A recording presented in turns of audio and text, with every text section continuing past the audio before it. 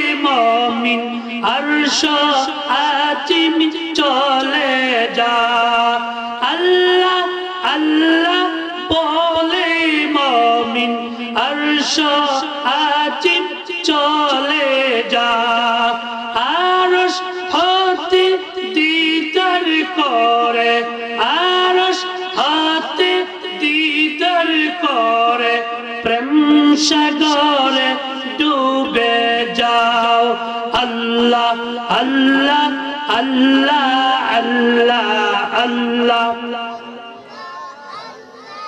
আল্লাহ আল্লাহ আল্লাহ আল্লাহ আল্লাহ আল্লাহ লা ইলাহা ইল্লাল্লাহ মুহাম্মাদুর রাসূলুল্লাহ সাল্লাল্লাহু আলাইহি ওয়াসাল্লাম।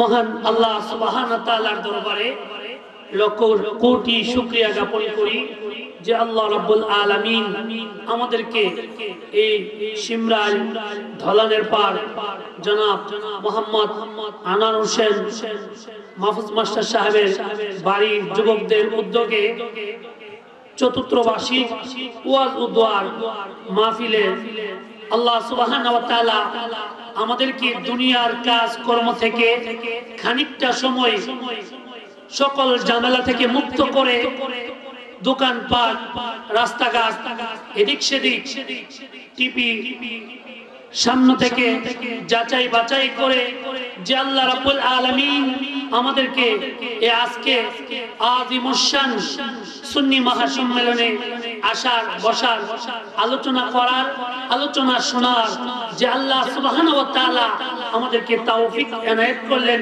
সে মাবুদের দরবারে হৃদয়ের অনুভূতি উজাড় করে দিই আওয়াজকে বুলন্দ করে আসুন আমরা সবাই জোরে সুরে শুকরিয়া জ্ঞাপন করে বলি আলহামদুলিল্লাহ।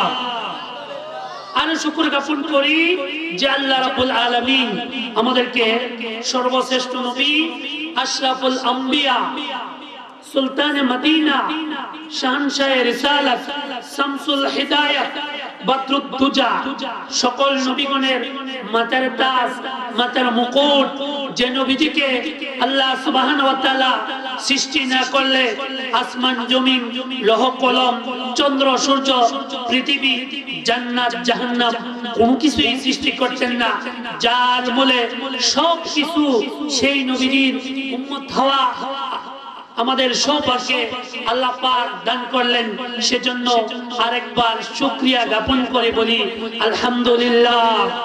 সম্মানিত হাজিরিন এ আমাদের নবীর উম্মত হওয়া কত যে সৌভাগ্য আমাদের নবীর উম্মত হওয়ার জন্য মূসা আলাইহিস সালাম ঈসা আলাইহিস সালাম সহ অনেক নবীরা আল্লাহ সুবহানাহু ওয়া তাআলার দরবারে আল্লাহ রাব্বুল আলামিনের দরবারে অ্যাপ্লিকেশন করেছিলেন দরখাস্ত করেছিলেন রব্বুল আলামিন তুমি যদি আমাকে মূসা নবী না বানায়া ঈসা নবী না বানায়া আখরি জামানার নবীর উম্মত হিসাবে আমাকে দুনিয়া প্রেরণ করতা তাহলে আমার পয়গম্বরের জীবনের চেয়ে উম্মতের জিন্দেগিটা অনেক ভালো হতো কিন্তু আল্লাহ রাব্বুল আলামিন একথার প্রমাণ কোট করে রেখে দিলেন আল্লাহ রাব্বুল আলামিন একজন নবীর দোয়া কবুল করলেন তিনি হচ্ছেন হযরতে ঈসা রূহুল্লাহ তার দোয়া কবুল করেছেন আল্লাহ রাব্বুল আলামিন উনাকে দুনিয়াতে নবী হিসাবে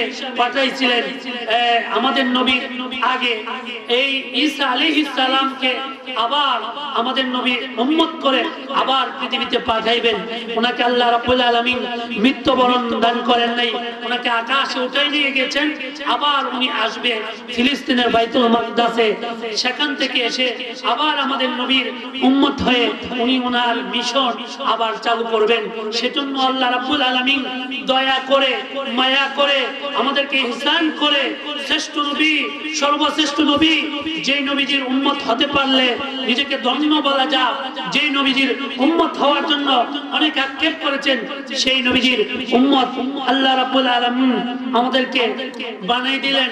আমরা কোনো দরখাস্ত করি নাই, আমরা আল্লাহ দরবারের পক্ষ থেকে আমরা এমনিতেই শ্রেষ্ঠ নবীর উম্মত হিসাবে আল্লাহ পাক আমাদেরকে দুনিয়া প্রেরণ করলেন।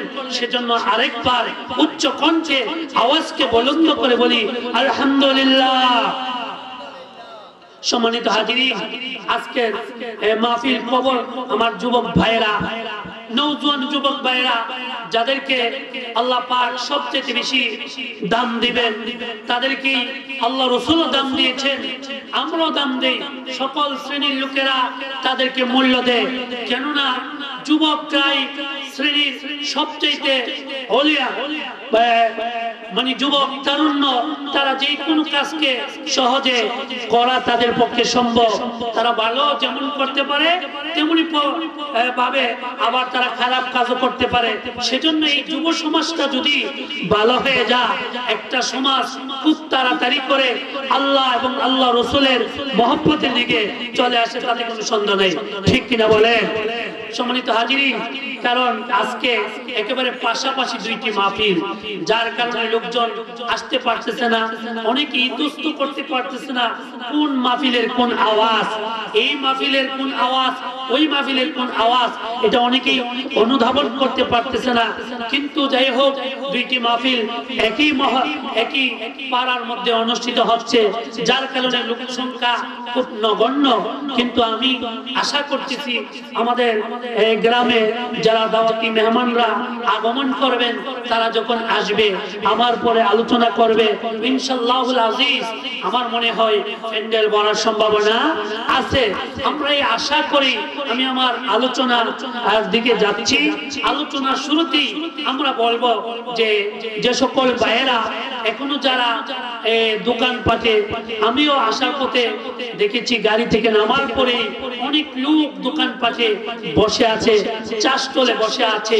ভাইয়েরা আমার, যুবক ভাইয়েরা, বৃদ্ধ বাবারা, আজকের কিছুটা সময় রাতের কিছু অংশ এই দালানের পাড়া জনাব আমার উস্তাদের বাড়ির যে চতুর্থ বার্ষিক মাহফিলে কবরবাসীর স্মরণে এই মাহফিলে আসলে অনেক লাভ হবে, অনেক ফায়দা হবে। কারণ এই মাহফিলটা অন্যরকম একটি মাহফিল। এই কারণে যেহেতু এই মাহফিলের ভিতরে বলা হয়েছে কবরবাসীর স্মরণে, কবরে যেতে হবে, সকল মানুষকে একদিন না একদিন কবরের মধ্যে যেতে হবে, তাতে কোনো সন্দেহ নাই। তো সেজন্য আমাদের সবাইকে কবরে যেতে হবে, সেই লক্ষ্য করে, সে উদ্দেশ্য করে ভাইরা আমার, যুবক ভাইরা, বৃদ্ধ বাবারা, আপনারা মেহেরবানি করে আমাদের এই মাহফিলে চলে আসুন। আল্লাহ রাব্বুল আলামিন আমাদেরকে অনেক সওয়াব দান করবেন, বলেন সুবহানাল্লাহ। এই যুবকেরা যে মাহফিল করেছে, আজকে আমরা যতটুকু খুশি তার চেয়ে অনেক বেশি খুশি কবরবাসীরা। কারণ কবরবাসীরা আজকে তাদের উলামায়ে কিরামরা আসার বদৌলতে তাদের কবরের মধ্যে আল্লাহ রাব্বুল আলামিন 40 দিনের কবর আযাব maaf করে দেন, সুবহানাল্লাহ। হাদিসে পাকে আসছে, আল্লাহর নবীজি হাদিস শরীফের মধ্যে ইরশাদ করেছেন, ইন্নাল আলিমা আও মুতাআল্লিমা ইযা মাররা আলা কারিয়াতিন ফাইন্নাল্লাহা ইয়ারফাউ আযাবিন মাগফিরাতিন তিলকাল কারিয়াতি 40 ইয়াওমান। আল্লাহর নবীজি হাদিসে পাকের মধ্যে ইরশাদ করেছেন, ও দুনিয়ার মানুষেরা জেনে রাখো, শুনে রাখো, যদি কোন এলাকা অথবা কোন কারিয়াতুন শব্দের অর্থ গ্রাম, মহল্লা, যদি এলাকার মধ্যে যদি মাহফিলের আয়োজন করা হয়, উলামায়ে কিরামরা আসে, উলামায়ে কিরামদের ছাত্ররা আসে, আজিজ তোলাবারা আসে, ওই উলামায়ে কিরামরা আসার বদৌলতে, আজিজ তোলাবা ছাত্ররা আসার বদৌলতে আল্লাহ রাব্বুল আলামিন ওই উলামায়ে কিরামদের সম্মানার্থে, উলামায়ে কিরামের ছাত্রের সম্মানার্থে আল্লাহ রাব্বুল আলামিন ওই মাহফিল ইসলামী জলসার কারণে, সুন্নি মহাসম্মেলনের কারণে ওই এলাকার কবরের আযাবগুলি 40 দিন পর্যন্ত maaf করে দেন, সুবহানাল্লাহ। 40 দিন কবরে আযাব মাফ হয়ে যাবে উলামায়ে কেরামরা আসার কারণে। এজন্য আমি আপনাদেরকে বিনীতভাবে অনুরোধ করে বলবো, আপনারা চলে আসেন। আমাকে মাহফিল কর্তৃপক্ষ বলেছেন কবর সম্পর্কে আলোচনা করার জন্য, কারণ কবরের আলোচনা সবচেয়ে ইম্পর্টেন্ট আলোচনা। কারণ যত বাহাদুরি হোক না কেন কবরে যেতেই হবে, আমাদেরকে একদিন না একদিন কবরে যেতে হবে। এজন্য কবর থেকে কেউ রেহাই পাবে না, কবরে যেতে হবে, তাতে কোনো সন্দেহ নাই। এই জন্য কবরে যাওয়ার আগে আপনার আমার জীবনীর জিন্দেগি দুনিয়ার মধ্যে আল্লাহ রাব্বুল আলামিন আল্লাহর নবীজি হাদিসে পাকে ইরশাদ করেছেন, আদ দুনিয়া ওয়া মাজরাতুল আখিরাত, এই দুনিয়াটা একটা ফসল ফলানোর জায়গা। দুনিয়ার মধ্যে যেমন জমিনগুলার মধ্যে মানুষ ধান রোপণ করে, গম রোপণ করে, সরিষা রোপণ করে, জমিনের মধ্যে রোপণ করার পরে একদিন মালিক তার কৃষক তার কাঙ্ক্ষিত ফল অর্জন করতে পারে। ওইগুলি যখন রোপণ করার পরে চাষাবাদ করার পরে একদিন তার বাড়িতে এগুলি নিয়ে আসে, নিয়ে আসার পরে ওই কৃষক মালিক তার কাঙ্ক্ষিত ফল লাভ করতে পারে। সুবহানাল্লাহ। এজন্য হাদিসে পাকে আল্লাহর নবীজি ইরশাদ করেছেন, আদ দুনিয়া মাজরাতুল আখিরাত, এই দুনিয়াটা একটা আখিরাতের শস্য ক্ষেত্র। এই দুনিয়াতে যদি ভালো কাজ করা যায় তাহলে কবরে শোয়ার সাথে সাথে আল্লাহ রাব্বুল আলামিন কবরটা জান্নাতের বাগান করে দিবে। সুবহানাল্লাহ। আমরা যখন মায়ের পেটে ছিলাম, মায়ের পেট থেকে আবার দুনিয়াতে এসেছি, দুনিয়াতে আসার পরে আমরা ভালো মন্দ কাজ করেছি।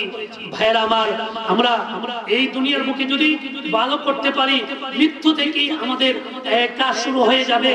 হাদিস শরীফে আসছে, আল্লাহ রাসূল সাল্লাল্লাহু আলাইহি সাল্লাম ইরশাদ করেছেন, যে ব্যক্তিটা ভালো আমল করবে, নেক আমল করবে, তার কাছে যখন ফেরেশতারা হযরত আজরাইল আলাইহিস সালাম আসার আগে আল্লাহ রাব্বুল আলামিন একদল ফেরেশতা পাঠায়া দিবে। দুনিয়ার মধ্যে যেমন কুরবানির ঈদের সময় অথবা অন্য সময় গরুগুলি জবাই করার জন্য, মহিষ জবাই করার জন্য, বকরিগুলি জবাই করার জন্য যেমন উলামায়ে কেরামরা জবাই করে, হুজুররা, ইমাম সাহেবরা, মুয়াজ্জিনরা গরুগুলি জবাই করে, তিনি তাকে পিছনে একটা অস্ত্রনি, দা অথবা ছুরি নিয়ে দূরে থাকে। আর উনি আসার আগে যে কয়জন লোক এসে গরু অথবা বকরিটাকে শোয়ানোর জন্য যেইভাবে শোয়ানোর ব্যবস্থা করা হয়, এইভাবে একটা মানুষ মৃত্যুবরণ করার পূর্বে তাকে বধ করার জন্য হযরত আজরাইল আলাইহিস সালাম আসার আগে আগে একদল ফেরেশতা আল্লাহ রাব্বুল আলামিনের পক্ষ থেকে আসার পরে যদি যে লোকটার কাছে আসবে সে যদি আল্লাহ ওয়ালা হয়ে যায়, সে যদি ঈমানদার হয়ে যায়, নবীজি ভালোবাসার মহব্বতের মানুষ হয়ে যায়, ওই লোকটার কাছে সালাম দিয়ে আগমন করবে, আসবে। আসার পরে ওই লোকটাকে সুন্দর করে যখন শোয়া দেওয়া হবে, তখন হযরত আজরাইল আলাইহিস সালাম এমন ভাবে তার শরীরের মধ্যে স্পর্শ করবে। হাদিসে পাকে আছে, মিশকাতের মধ্যে হাদিস নকল করেছেন, আল্লাহর নবীজি ইরশাদ করেছেন, ওই লোকটার শরীরের মধ্যে এমন ভাবে আজরাইল আলাইহিস সালাম স্পর্শ করে রূহটা বের করবে। মায়ের স্তন থেকে দুধ পান করতে করতে বাচ্চা যেভাবে আরামের সহিত ঘুমিয়ে পড়ে, ওইভাবে আল্লাহ রাব্বুল আলামিনের ফেরেশতা হযরত আজরাইল আলাইহিস সালাম মালাকুল মউত এইভাবে রূহটা কবজ করবে। কবজ করার পরে ওই লোকটাকে যখন কবরে শোয়া দেওয়া হবে, দুনিয়ার মধ্যে যখন তার জীবনে একমাত্র গোসল ওয়াজিব গোসল করায়া যখন দাফন কাফন করে কবরে শোয়া দেওয়া হবে, কবরে শোয়া দেওয়ার পরে তার কবরে দুইজন ফেরেশতা আসবে, মুনকার নাকির দুইজন ফেরেশতা আসবে। আসার পরে তাকে তিনটি প্রশ্ন করা হবে। প্রথম প্রশ্ন করবে, মান রাব্বুকা, তোমার রব কে? ওমান দীনুকা, তোমার দিন কি? ওমান হাক্কা ফি হাযার রাসূল, এই ব্যক্তি তোমার পাশে যে উনি কে? সুবহানাল্লাহ। যদি লোকটা ঈমানদার হয়ে থাকে যদি লোকটা আল্লাহওয়ালা হয়, তাকে নবীজির সুন্নত তরিকা অনুসারে জীবন গড়ে থাকে, আল্লাহ রাব্বুল আলামিন ওই ফেরেশতা যখন তিনটা প্রশ্ন করবে, মান রাব্বুকা, সে সাথে সাথে ঈমানদার হইলে পরে সে বলে দিবে রব্বি আল্লাহ, আমার রব আল্লাহ। আমার রব কি? আল্লাহ। দুনিয়ার কোন স্কুল কলেজ ভার্সিটিতে সে পড়া লাগবে না, মাদ্রাসা পড়া লাগবে না, অনর্গল সে আরবিতে উত্তর দিয়ে দিবে সুবহানাল্লাহ। এবার 2 নম্বর প্রশ্ন করবে, অমান দীনুকা, তোমার দিন কি, তোমার ধর্ম কি? ওই লোকটা যদি আল্লাহওয়ালা হয়ে যায়, আল্লাহর নবীর তরিকার লোক হয়ে যায়, ওই লোকটা বলবি দীনিয়াল ইসলাম, সুবহানাল্লাহ। আমার দিন, আমার ধর্ম ইসলাম। যদি ইসলাম বলে দে, 3 নম্বর বলবে তোমার সামনে যে লোকটা দাঁড়ানো আছে তাকে চিনো কিনা? ঈমানদার হওয়ার কারণ বলবে হাজার নবিয়ানা মুহাম্মাদুর রাসূলুল্লাহ সাল্লাল্লাহু আলাইহি ওয়াসাল্লাম। এই কথা বলার পরে আল্লাহ রাব্বুল আলামিন এই কবরের মধ্যে সাওয়াব, কবরটাকে একটা জান্নাতের স্বরূপ, জান্নাতের বিছানা স্বরূপ আল্লাহ রাব্বুল আলামিন দান করে দিবে। আর ওই লোকটা কিয়ামত আসার আগ পর্যন্ত যেইভাবে স্বামী স্ত্রী নতুন বিবাহ দাম্পত্য শুরু হওয়ার সময় নতুন দোলা আর দুলহানি যেইভাবে ঘরের মধ্যে আরামে সসম্মানে শুয়ে যায়, এইভাবে কবরের লোকটা কবরে শুয়ে যাবে আরামে সহিত। একটা ঘুম দিবি, এক ঘুমি হযরত ইসরাফিল আলাইহিস সালাম যখন সিংহার মধ্যে ফুৎকার দিবি, ওই দিন আসার আগ পর্যন্ত এক ঘুমি আল্লাহ সমপার করে দিবেন, সুবহানাল্লাহ। আর যদি লোকটা ঈমানদার না হয়, ওই আমি যে কথা থেকে প্রথম পয়েন্টটা বলেছিলাম, ঈমানদার যদি না হয়ে থাকে, লোকের সামনে যখন হযরতি মালাকাল মউত আসার আগে যেইভাবে ফেরেশতারা গিয়ে ধরবে, তাকে জোরসুর করে গরু যেইভাবে শোয়া দিয়া গরুটাকে চেপে ধরে কুরবানির ঈদের সময় সবাই হামাগুড়ি দিয়ে সবাই জোরে সুরে এলোপাতারি ভাবে থাপ্পড় মেরে যেইভাবে বধ করার জন্য গরুটাকে শোয়া দেওয়া হয়, তদ্রূপ আল্লাহ রাব্বুল আলামিনের ফেরেশতাগুলি আল্লাহর এই বান্দাকে টেনে হেঁচড়ায়া ওই মৃত্যু কুলে শোয়া দিবে, নাউজুবিল্লাহ, শোয়া দিবে।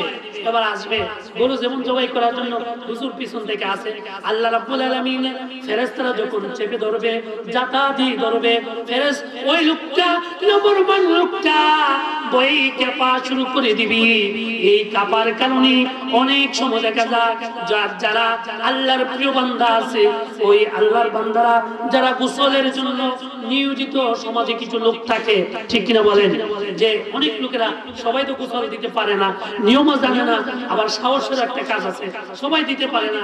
সেজন্য মৃত ব্যক্তিকে গোসল দেওয়ানোর জন্য কিছু লোকেরা আছে, তারা যখন আসে, তারা যখন মৃত ব্যক্তিকে দেখে, দেখার পরে যখন দেখি অনেক লোক দেখি গোসলের সময় যে তার লজ্জাস্থানে তার মলমূত্র পড়ে রয়েছে, ওই যে মৃত্যুর তুফান, মৃত্যুর জ্বর বয়ে গেছে, বয়ে যাওয়ার কারণে তার পায়খানা হয়ে গেছে, এই কারণে সে কবরতে মৃত্যুর সময় শুরু হয়ে গেছে। মৃত্যুর পরে যখন তাকে গোসল দেওয়া হবে, দুনিয়ার কোন মানুষগুলি বুঝতে পারে না লোকটা কি জান্নাতি না জাহান্নামী। তাকে যখন এবারে দাফন করে যখন মাদফুন করা হবে, কবরে শোয়াই দেওয়া হবে, কবরে শোয়াই দেওয়ার সাথে সাথে ওই আগের মতো 2 জন ফেরেশতা আসবে, আস বলবে মান রাব্বুকা মান দীনুকা মান হাযা বিহাক্কার রাজুল। এইভাবে 3টি প্রশ্ন করা হবে। প্রশ্ন করার সাথে সাথে এই বেঈমান লোকটা, ঈমান হারা লোকটা, নাফরমান লোকটা সে সাথে সাথে বলবে হা হা লা আদরি, আমি কিছুই জানি না, আমি কিছুই জানি না। এই কথা বলার পরে আল্লাহ রাব্বুল আলামিনের পক্ষ থেকে যখন তার কবরের মধ্যে আযাব শুরু হয়ে যাবে, জাহান্নাম তো পরে, কবরের মধ্যে আযাব শুরু হয়ে যাবে, শাস্তি শুরু হয়ে যাবে, বিচ্ছু শুরু কামড়াইতে শুরু করবে, সাপ কামড়াইতে শুরু করবে, এইভাবে তার কবরের মধ্যে আযাব শুরু হয়ে যাবে। যখন এই লোকটা ওই হাসরের ময়দানে আল্লাহ রাব্বুল আলামিন একত্র করবে, তখন একত্র করার পরে আমলনামা যদি ভালো হয় জান্নাতে যেতে পারবে, আমলনামা যদি ভালো না হয় তাহলে জাহান্নামে যেতে হবে। তাহলে আমার যে পয়েন্ট আলোচনার কবর জগৎটা, কবর হচ্ছে প্রথম ঘাঁটি, মৃত্যুর পরেই প্রথম ঘাঁটি, প্রথম স্ট্যান্ড হচ্ছে কবর।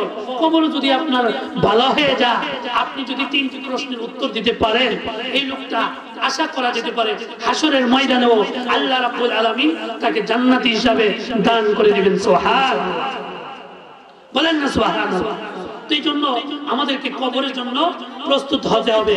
কবর যদি ভালো হয়ে যায়, হাসরের ময়দান এমনিতেই ভালো হয়ে যাবে। আর যদি কবর ভালো না হয়, হাসরের ময়দানের অবস্থা কঠিন হয়ে যাবে।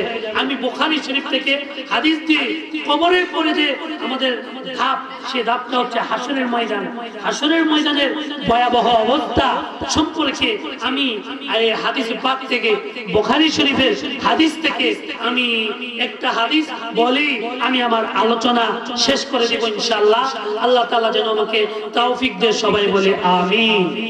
সম্মানিত হাজিরিন, দেখেন আমরা কেন আসি না, যে আসবো কিভাবে।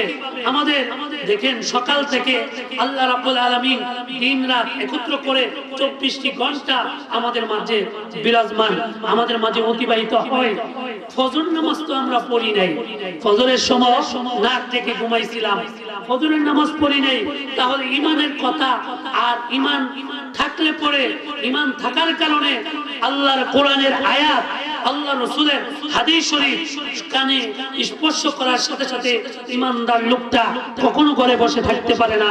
ঈমানের টানে তেজস্বী হয়ে সে আল্লাহর বেহেশতের বাগানে এসে হাজির হয়ে যেত, ঠিক না বলেন? এটা বেহেশতের বাগান বাবা, নিছক একটা জায়গা।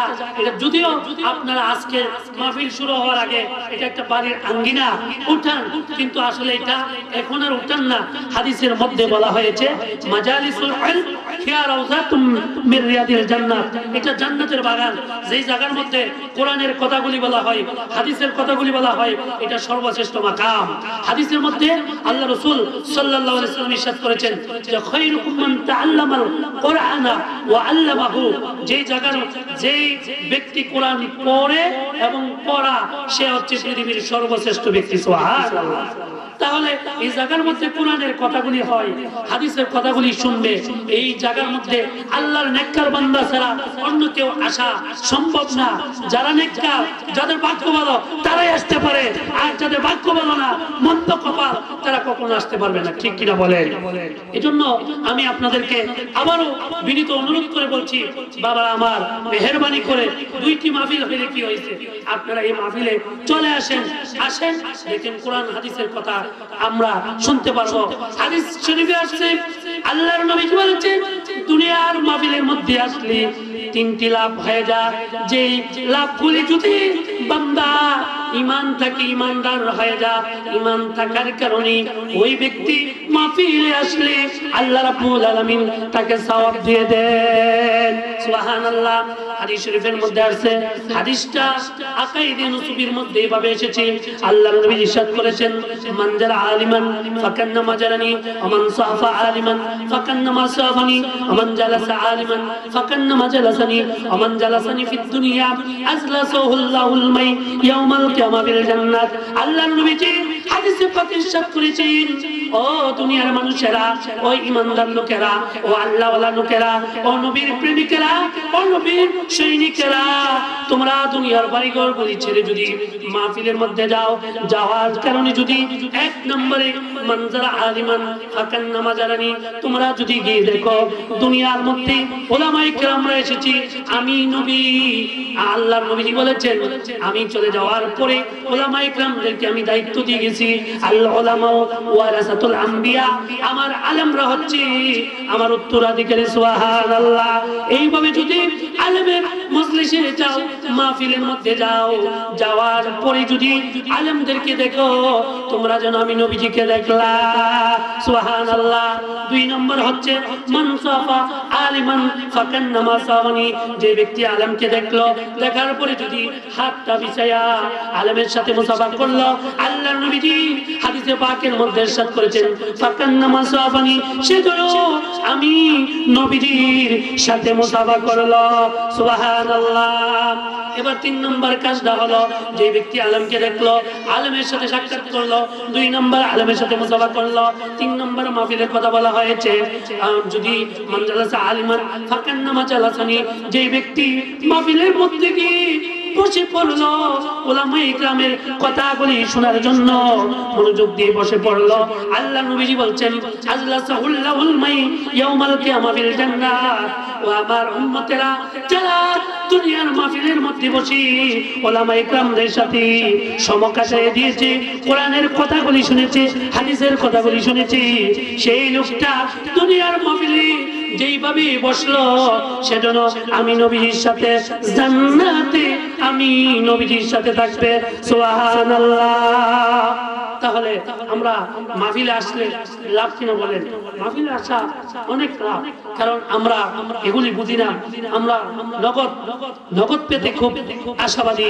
নগদ যদি দেওয়া হয়, এখন যদি মাহফিল কর্তৃপক্ষ যুবক ভাইয়েরা ঘোষণা দিত, যে ব্যক্তি মাহফিলে আসবে তাকে 1000 টাকার একটা করকরা নোট দেওয়া হবে, একটা নোট 1000 টাকা দেওয়া হবে, দেখতেন এই ভেন্ডেল জায়গা লইতো না, ভারী কর এলাকা একদম ভরে যাইত, কারণ নগদ পাইবো এটার জন্য আসতো। এখন হুজুররা বলে যে সওয়াব পাবে, তো মরার পরে দুনিয়াতে কি লাভ হবে নাকি? এই কথা অনেকেই বলে। ভাবার আবার একদিন তো নগদের দিন শেষ হয়ে যাবে, সেই দিন আপনি বুঝবেন যে অবস্থা কি হয়। আপনার ছেলে, আপনার মেয়ে, আপনার স্ত্রী কেউ আপনার সঙ্গে থাকবে না। আপনার স্ত্রী আপনার সাথে রাতে ঘুমাইছে, এক খাটিয়ার মধ্যে, এক খাটের মধ্যে ঘুমাইছে, রাতের 12টার পরে যদি আল্লাহ আপনার জন্য মালাকুল মউতকে হযরত আজরাইল আলাইহিস সালামকে যখন আপনার জন্য নির্ধারণ করে পাঠাই দেওয়া হবে, তখন আপনার রূহ যখন কবজ করা হবে, আপনার স্ত্রী যদি ঘুম থেকে জেগে দেখে আপনি দুনিয়া থেকে বিদায় হয়ে গেছেন, তাহলে আপনার স্ত্রীকে যদি লাখ লাখ টাকাও দেওয়া হয়, বাকি রাত্রটা আপনার সাথে কখনো কাটাবে না। ঠিক কিনা বলেন? আপনার স্ত্রী, প্রাণের স্ত্রী, যাকে ছাড়া আপনি থাকতে পারছেন না, আপনাকে ছাড়া আপনার স্ত্রী থাকতে পারে নাই, এই প্রাণের স্ত্রী আপনার সাথে আর বসবে না, প্রাণের স্ত্রী আপনার সাথে আর রাত্র কাটাবে না। বলবে আমার ভয় লাগে। বাবার আমার বাহাদুরি তো এই সময়টাই, মজা তো এই সময়টার মধ্যে। দেখেন সেই স্ত্রী রাতের সন্ধ্যা হওয়ার পরে রাত্র 12টা-1টা পর্যন্ত আপনার সঙ্গে ছিল, এই স্ত্রী আপনার রূহ চলে যাওয়ার পরে আর আপনার সাথে থাকে না। আরে আপনার সাথে থাকবে না, মা আপনার সাথে থাকবে না, ছেলে আপনার সাথে থাকবে না, বাবা আপনার সাথে থাকবে না, সবাই আপনার থেকে পৃথক হয়ে গেছে। আপনার সঙ্গে হবে সাদা মার্কিন কাপড়। আপনাকে যখন গোসল করায়া কবরে শোয়াই দেওয়া হবে, তখন আপনি আর আমি মনে মনে ভাবতাম এই লোকটা মনো, বাকি যারা এসেছে সবাই আমার কবরের সাথী হবে। কিন্তু দেখেন যখন কবরে শোয়ানো হবে, 3 জন অথবা 2 জন শোয়াইলো আপনাকে, আপনার মাঝখানে বানটা খুলে দিল, পায়ের বানটা খুলে দিল, মাথার বানটা খুলে দিল, আপনাকে কেবলামুখী করে উত্তর দিকে করে আপনাকে যখন শোয়াই দেওয়া হলো, শোয়াই দেওয়ার পরে ভাঁজগুলি দেওয়া শুরু করেছে। ভাঁজ দিতে দিতে এক পাশ থেকে আরেক পাশে যখন চলে এসেছে, এবার আপনার ছেলে, আপনার আদরের ভাই, আপনার আপনজন, আপনার স্বামী সে আর কবরে থাকবে না, লাভ দিয়া কবর থেকে উঠে যাবে। ঠিক কিনা বলেন? নাকি থাকবে? থাকবে? ছেলেও থাকবে না, আপনজন কেউ থাকবে না, সবাই আপনাকে রেখে আসবে। এবার আপনি বলবেন হায় হায়, আমার তো কেউ আপন নাই, সবাই তো আমার থেকে চলে যাচ্ছে, আমার ছেলে আমাকে ফেলাই দিয়া চলে যাচ্ছে। 40 গজ দূরে গিয়া মুনাজাত দিবে, মুনাজাতের পরে আপনার খাটিয়া, আপনার খাট নিয়ে যাবে, ওরা কোদাল সব নিয়ে যাবে, আপনার পাশে কেউ আর থাকবে না, সবাই আপনাকে জীবনের মতো এতিম বানাইয়া কবরে শোয়া চলে আসবে।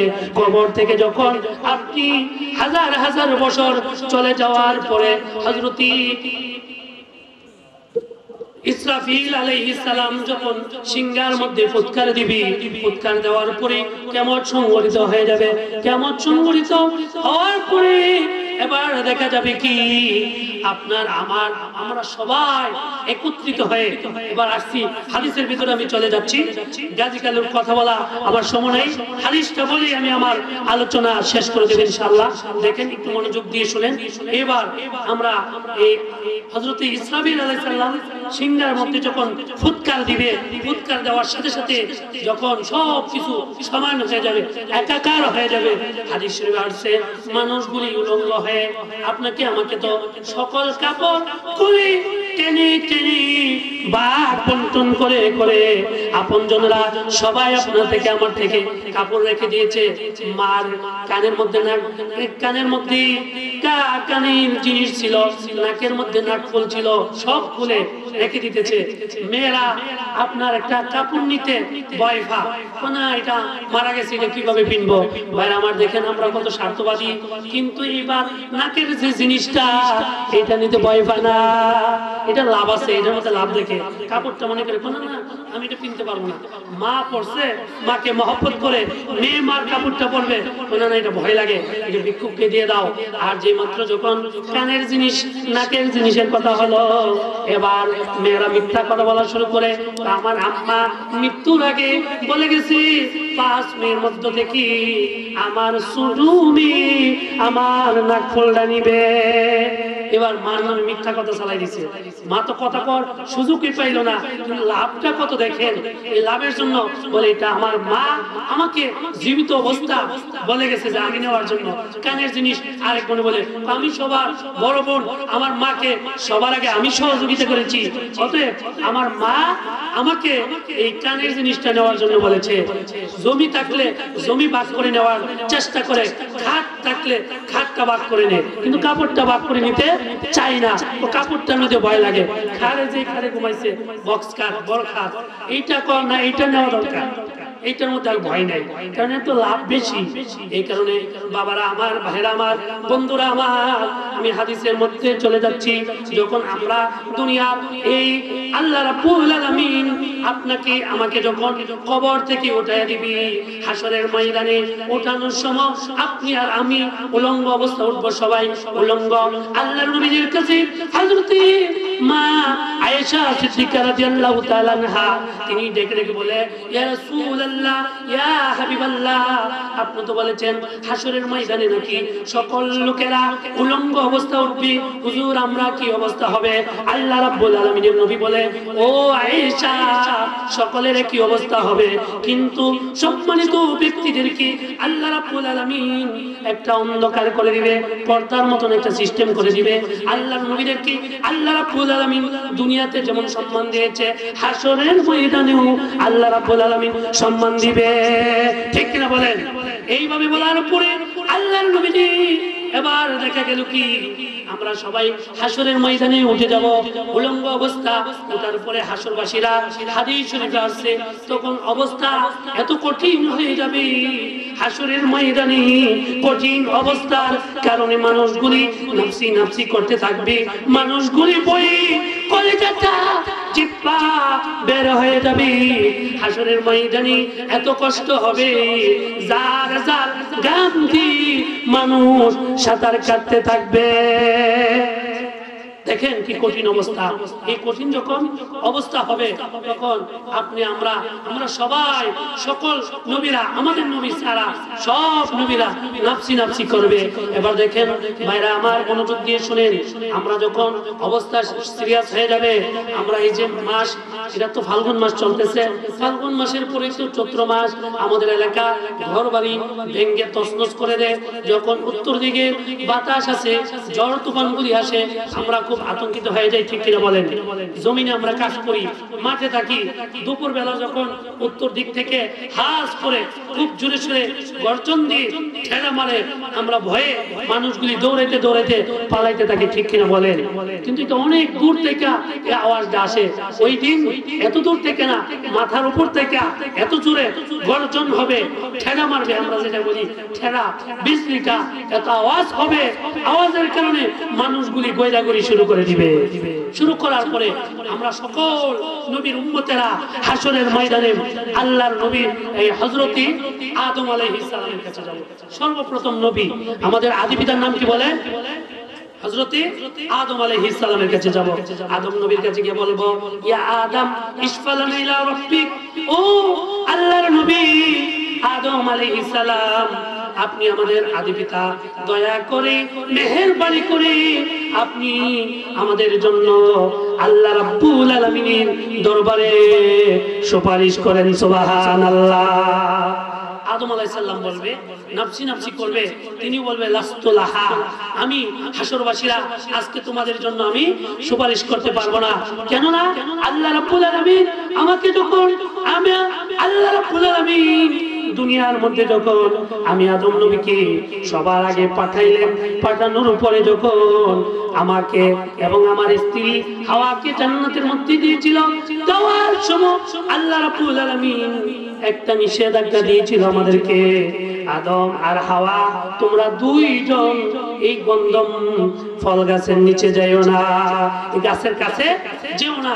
কিন্তু আল্লাহর এই হুকুমকে আমরা অমান্য করে আমরা শুনতে পারি নাই, শয়তানের পাবন্ধ হয়ে ওয়াসওয়াসা লেগে আমরা এই গন্ধমের ফল খেয়ে ফেলেছি, যার বিনিময় আল্লাহ আমাদেরকে কঠিন দুনিয়ার মধ্যে পাঠিয়ে দিলেন। জান্নাত থেকে পোশাকগুলি নিজ দায়িত্বে খুলে গেলেন, আমাদেরকে দুনিয়া পাঠিয়ে দিলেন। এটা অনেক বড় কাহিনী, আমি ওদিকে যাচ্ছি না। আদম আলাইহিস সালামকে এক দেশে, মা হাওয়াকে আরেক দেশে পাঠাইলেন। তারা দুইজন কাঁদলেন 350 বছর। কয়শো বছর? 350 বছর। 350 বছর কাঁদার পরে আল্লাহর নবী হযরত আদম আলাইহিস সালাম যখন আল্লাহর নবী শ্রেষ্ঠ নবী উসিলা দিয়ে যখন দোয়া করলেন, আল্লাহর নবী আদম আলাইহিস সালাম বললেন, হে আল্লাহ রাব্বুল আলামিন, আমাকে যখন সৃষ্টি করে জান্নাতের মধ্যে দেখেছিলাম লা ইলাহা ইল্লাল্লাহু মুহাম্মাদুর রাসূলুল্লাহ, ও আল্লাহ যেই নবীর নামটা আমি দেখেছিলাম তোমার সাথে লেখা আছে, ওই নবীজির উসিলা দিয়ে আমি আদম দোয়া করলাম। আদম আলাইহিস সালামের দোয়া কবুল করে আরাফার ময়দানে আল্লাহ রাব্বুল আলামিন আমাদের জন্য স্মৃতি রেখে দিলেন। সুবহানাল্লাহ। আমি ওদিকে যাচ্ছি না, আলোচনার মধ্যে চলে যাই। আদম নবী বলবে লাস্তুলাহা, আমিও পারবো না। এবার আমরা হযরত মূসা আলাইহিস সালামের কাছে যাব। মূসা নবীর কাছে গিয়ে বলবো, ইয়া মূসা ইশফালানা ইলা রাব্বিক, ও আল্লাহর নবী মূসা, আপনি আমাদের জন্য আল্লাহর দরবারে সুপারিশ করেন, আল্লাহ রাব্বুল আলামিন যেন আমাদের এই আওয়াজকে বন্ধ করে হিসাব শুরু করে দেয়। সুবহানাল্লাহ। মুসা নবী বলবে লাস্তু লাহা, আমিও পারবো না। তখন আমরা বলবো কেন পারবে না? কারণটা বলবে আল্লাহর নবী মুসা বলবে, ও হাসরবাসীরা, আমি আল্লাহ রাব্বুল আলামিন আমাকে তেজস্বী নবী হিসাবে দুনিয়া প্রেরণ করেছিলেন। কাহিনী অনেক বড় লম্বা, আমি ওদিকে যাচ্ছি না, সংক্ষেপে বলে দিই বাবারা, আমার আলোচনা শেষের দিকে চলে যাচ্ছি। যখন মুসা আলাইহিস সালাম পৃথিবীতে আগমন করেছিলেন, মুসা নবীকে যখন আল্লাহ রাব্বুল আলামিন যুবক অবস্থা যখন দান করলেন, মুসা আলাইহিস সালামের যুগে ওই সময় পানি আনার জন্য অনেক দূর থেকে কুয়া থেকে পানিগুলি আনতে যেত। হযরতে মুসা যে যুগে আসছে ওই যুগে নবী ছিলেন হযরতে শুআইব আলাইহিস সালাম। শুআইব নবীর দুইটা সুন্দরী মেয়ে ছিল, রূপসী, পর্দাওয়ালা, আল্লাহওয়ালা। নবীর মেয়ে তো নবীর মতই, সুবহানাল্লাহ। এই দুইটা মেয়ে পানি আনার জন্য যখন গেলেন, দেখলেন দুইটা মেয়ে মানুষগুলি পানি নেওয়ার জন্য কুয়া থেকে একের পর এক লাইন করতেছে, কিন্তু পিছন থেকে যারা আসে তারা পানিগুলি আগে নিয়ে চলে যাচ্ছে। মুসা নবী দেখলেন দুইটা মেয়ে ভদ্র মহিলা, এরা ধাক্কাধাক্কি করে নাই, ঠেলাঠেলি করে নাই, কোনো কিছু করে নাই। মুসা নবী বুঝতে পারছে এই দুইটা ভালো সতী সাধবী মেয়ে। সুবহানাল্লাহ। এই দুইটা মেয়েকে বলল, বোনেরা আমার, আপনারা কেন পানি নিতেছেন না? তারা পর্দা, তখন তো পর্দার আয়াত নাযিল হয় নাই। মুসা নবীর সাথে ওই দুইটা যুবতী মেয়ে বলে, এ যুবক, আমরা তো ধাক্কাধাক্কি করে পানি নিতে পারি নাই। মুসা নবী বলছে, আপনারা যদি মাইন্ড না করেন, রাগ না করেন, গোসা না করেন, আপনাদের পানির থলিটা আমার কাছে দেন, আমি আপনাদের জন্য পানির ব্যবস্থা করে দিই। সুবহানাল্লাহ। মুসা নবী পানির ব্যবস্থা করলেন। পানি নিয়ে এবার দেখা গেল কি যাইতেছে, শোয়েব নবীর কাছে চলে গেছে। চলে যাওয়ার পর আল্লাহর নবী শোয়েব আলাইহিস সালাম বললেন, মারে ও মা, তুমি কোথায় থেকে এত তাড়াতাড়ি পানি নিয়ে আসলা? কুয়া থেকে এত তাড়াতাড়ি কিভাবে তুমি পানি নিয়ে আসলা? মেয়ে দুইটা বলল, আব্বা, আমাদেরকে একটা যুবক, খুব সুন্দর একটা যুবক, সে আমাদেরকে হেল্প করেছে, সহযোগিতা করেছে, যার কারণে আমরা পানিটা নিতে পারছি, এই কারণে আমাদের একটু সহজ হয়ে গেছে। আল্লাহর নবী শোয়েব আলাইহিস সালাম বললেন, ও মা, ওই যুবকটা কি? তোমরা আবার যাও, দৌড়ায়া যুবকটাকে আমার কাছে নিয়ে আসো।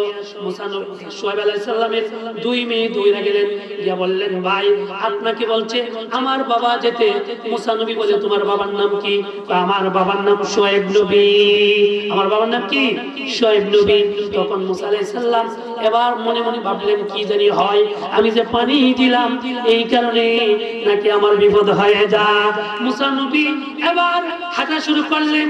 হাদিস থেকে দেখেন আল্লাহর নবী মুসা বললেন, ও দুই বোনেরা, তোমরা সামনে আঁকবা না, তোমরা পিছনে আঁকবা, আর আমি সামনে সামনে যাবো। সুবহানাল্লাহ। কারণ শরীয়ত মেয়েদের পিছনে আঁকা যাবে না, মেয়েদের সামনে যেতে হবে, স্বামী আগে থাকতে হবে, স্ত্রী পরে যেতে হবে। এখান থেকে শিক্ষা দেখেন শরীয়ত কাকে বলে। মেয়ে দুইটা বলে, তাহলে আপনাদেরকে আপনি কোন দিকে যাবেন, এটা কিভাবে আমি শিখাবো? আল্লাহর নবী মুসা তিনি যুবক অবস্থায় নবুয়তের বহিঃপ্রকাশ দেখালেন।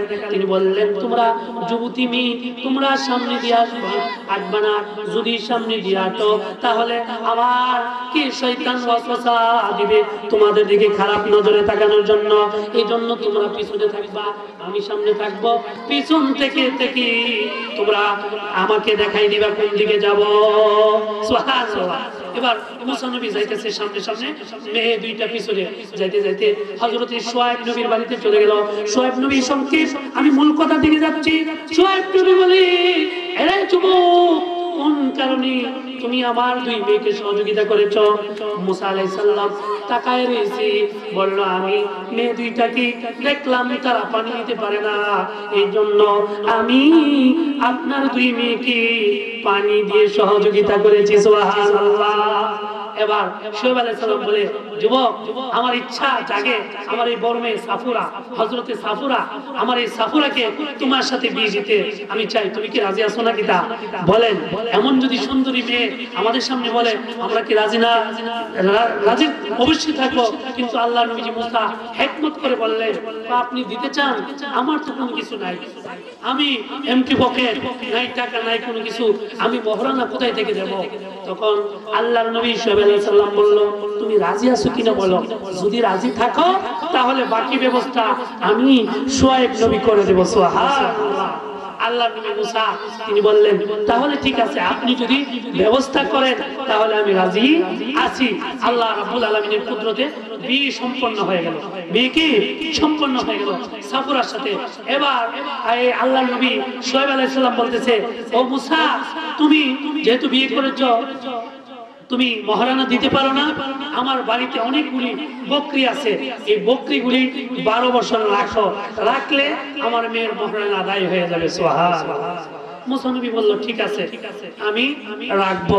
আমি যে কথাটা বুঝাইতে, কাহিনীটা তাফসীর থেকে বুঝাইতেছি, যে দেখেন মুসা নবী যে রাখছিল, তখন মুসা নবী সকালবেলা এই শ্বশুরের বকরি চড়ানোর জন্য মাঠে গেলেন। বকরির ধর্ম হচ্ছে, এটার স্বভাব হচ্ছে, আগার দিয়া সামনে দিয়ে টান দেওয়া হয়, এটা পা দিয়া হাত ব্রেক করে, ঠিক কিনা বলেন, পা খুঁটি পেতে বলে। মুসা নবী যখন টান দিলেন, টান দেওয়ার পরে এই বকরি, ছাগল হাত ব্রেক করে ফেলছে। মুসা নবী মনে মনে ভাবে, এখন যদি শ্বশুর বাড়িতে আসলাম, স্ত্রী আমার শ্বশুর বাড়িতে, নতুন বিবাহ করেছি, এটারে যদি আঘাত করি তাহলে তো আমার 12টা বাজে যাবে। আমি আঘাত না করে তিনি রাগের, আল্লাহ কি রাগের রাগটাকে তারে 12 বছর রাগ থেকে কি করলেন, মানে শিক্ষা দিলেন, রাগ করা যাবে না। তখন আল্লাহর নবী এইভাবে করতে করতে 12 বছর যেদিন বের হয়ে গেল, আল্লাহ কুরআনুল কারীমের আয়াত নাযিল করে দিলেন, বিসমিল্লাহির রহমানির রহিম, ইন্নানি আনাল্লাহ লা ইলাহা ইল্লা আনা ফাআবুদনি ওয়া আকিমিস সালাহ। যে আমি আল্লাহ ছাড়া কোনো মাবুদ নাই। মুসা আলাইহিস সালাম এই আয়াত যখন শুনতে পেল তিনি বুঝেছেন যে নবুয়ত আল্লাহ তাকে দান করে ফেললেন। সুবহানাল্লাহ। কাহিনী অনেক বড়। তিনি রাগের নবী ছিল। হাদিসে পাকে আছে, তাফসীরের কিতাবে আছে, মুসা নবী যদি রাগ করতেন তিনি টুপি পরতেন, টুপি পরার পর পাগড়ি দিতেন, পাগড়ির পরে রুমাল দিতেন। যখন রাগ উঠে যেত টুপি রইয়া পাগড়ি রুমাল বের করে চুলগুলি বের হয়ে যেত। সুবহানাল্লাহ। এত রাগ ছিল। এই রাগের নবী ওই আপনার মুসার সময় ফেরাউন ছিল, ফেরাউনের রাজ সিংহাসনে বাবুর্চি ছিল, যে পাক করতো সে একটা টেরাকোটা বলছিল। টেরাকোটার কারণে মুসা নবী রাগে তার গালে একটা চপটা আঘাত দিলেন, চর মারলেন। চর দিতে নবীর নবুয়তি দাও এই ছেলেটা ডলে পড়ে মৃত্যুবরণ করে ফেলল, দুনিয়া থেকে বিদায় হয়ে গেল। এজন্য মুসা নবী বলবে আমাদের সাথে, ও উম্মতেরা, আমি তোমাদের জন্য আল্লাহর দরবারে সুপারিশ করতে পারবো না। আল্লাহ রাব্বুল আলামিন যদি আমাকে আটকে দেন আমি কি উপায়, কি ব্যবস্থা করব? আমিও পারবো না। লাস্তুলাহা। আমরা ইব্রাহিম নবীর কাছে চলে যাব। ইব্রাহিম নবীর কাছে গিয়ে বলবো, ও ইব্রাহিম নবী, আপনি তো জাতির পিতা, আপনি আমাদের জন্য একটু সুপারিশ করেন। ইব্রাহিম নবীর কাছে গিয়ে বলবো, ইয়া ইব্রাহিম ইশফালানা ইলা রাব্বিক। আল্লাহর নবী ইব্রাহিম আলাইহিস সালাম, আপনি দয়া করে আমাদের জন্য একটু সুপারিশ করেন। সুবহানাল্লাহ। তখন আমরা এই সুপারিশ ইব্রাহিম নবীও পারবে না, তিনিও বলবে লাস্তুলাহা। তারপরে আমরা সর্বশেষ হযরত ঈসা আলাইহিস সালামের কাছে যাব। ঈসা নবীর কাছে যাওয়ার পরে ইয়া বলবো, ইয়া ঈসা ইশফালানা ইলা রাব্বিক। ও আল্লাহর নবী ঈসা, আপনি আমাদের জন্য একটু সুপারিশ করেন।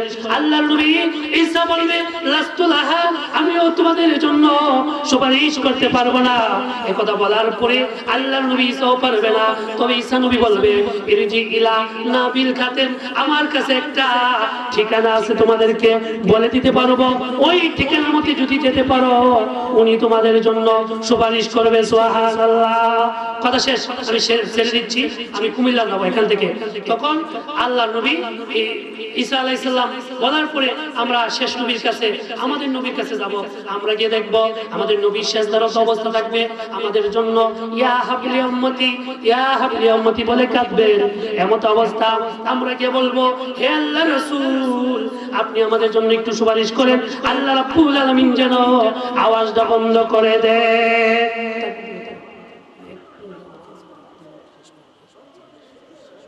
তখন আমরা মুসা নবী, ঈসা নবী, ইব্রাহিম আলাইহিস সালাম সবাই বলার পরে আমরা আমাদের নবীর কাছে যখন যাব, কাহিনীটা দেখেন। আজকের মাহফিল ওই মাহফিলের থেকে পার্থক্যটা কি দেখবেন। এই যে দেখেন, আমরা কোন নবীর উম্মত হতে পেরেছি আমরা তো টের পাই নাই। এবার আমরা সকল নবীরা যখন বলবে লাস্তুলাহা, আমি পারবো না, আমাদের নবীর কাছে যাওয়ার পরে আওয়াজ করে না। আমাদের নবী আমাদের মায়ার জন্য, উম্মতের মায়ার জন্য, উম্মতের দরদি নবী সেজদার মধ্যে পড়ে থাকবে। আল্লাহ রাব্বুল আলামিন আওয়াজ দিবে, বলবে, ইয়া মুহাম্মদ সাল্লাল্লাহু আলাইহি সাল্লাম, ইরফা রাসা সালতুতা। ও আল্লাহর নবী ও হাবিব মুহাম্মদ সাল্লাল্লাহু আলাইহি সাল্লাম, আপনি আজকে কাজার সময় না, আপনি আজকে সেজদার সময় না, আপনার মাথা ওঠান। ইরফা রাস, আপনার মাথা ওঠান। সালতুতা, আপনি যা বলেন তা আমি আল্লাহ আজকে মঞ্জুর করে ফেলবো। সুবহানাল্লাহ। এবার আল্লাহর নবীজি আল্লাহর কাছে বলবে, আল্লাহ তাআলা এই আওয়াজটা বন্ধ করে দেন, হিসাব শুরু করে দেন। আল্লাহ মুহূর্তের মধ্যে আওয়াজ বন্ধ করে দিবে। বুখারীর হাদিসে আছে, আল্লাহ 10 প্রকার সুপারিশের সুযোগ আমাদের নবীকে দিবে। দেওয়ার পরে আল্লাহর নবীজি সুপারিশ করা শুরু করবে। প্রথম এই সুপারিশ করার পরে এবার মিজানের পাল্লা যখন আপনার আমার নেক দেওয়া হবে, আমল যদি ভালো হয়, কথা মনে রাখেন, কবর থেকে যখন হাসরের ময়দানে আমল শুরু হয়ে যাবে, মিজানের পাল্লা দেওয়ার পরে ভালো হলে জান্নাতে চলে যাব, আর খারাপ যদি হয় জাহান্নামে চলে যাব। জাহান্নামে যাওয়ার পরে 2 দল হয়ে যাব। একদল হবে চির জাহান্নামী, আর একদল হবে আংশিক জাহান্নামী। আমাদের মধ্যে দুইটা দল, যারা একটা হবে ইহুদি, নাসারা, খ্রিস্টান, হিন্দু, বিন্দু সবাই, আরেকটা দল হবে মুসলমান যারা ঈমান এনেছে কিন্তু আল্লাহর বিধানগুলি পরিপূর্ণভাবে পালন করে নাই। তাদেরকে যখন ইয়া হবে আল্লাহ রাব্বুল আলামিন হাজার হাজার কোটি কোটি বছর পরে তাদেরকে আগুনে ছাই করে পুড়ে দেওয়ার পরে বলবে, ও আমার ফেরেশতারা, আমার ওই লোকগুলা কোথায়? আমার হাবিব তো বলেছে মান ক্বালা লা ইলাহা ইল্লাল্লাহু দাখালাল জান্নাত, যে ব্যক্তি লা ইলাহা ইল্লাল্লাহ বলবে সে জান্নাতে যাবে। তারা কোথায়? আল্লাহর ফেরেশতারা বলবে আল্লাহ তাআলা এদেরকে পুরায়া ছাই করে দিয়েছি, এরা তো জাহান্নামে চলে গেছে।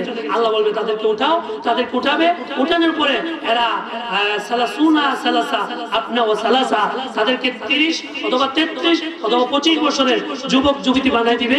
বানাই দেওয়ার পর আল্লাহ পাক অর্ডার করবে, যারা বলছো লা ইলাহা ইল্লাল্লাহু মুহাম্মদ রাসূলুল্লাহ, তারা সবাই আমার জান্নাতে চলে যাও। সুবহানাল্লাহ।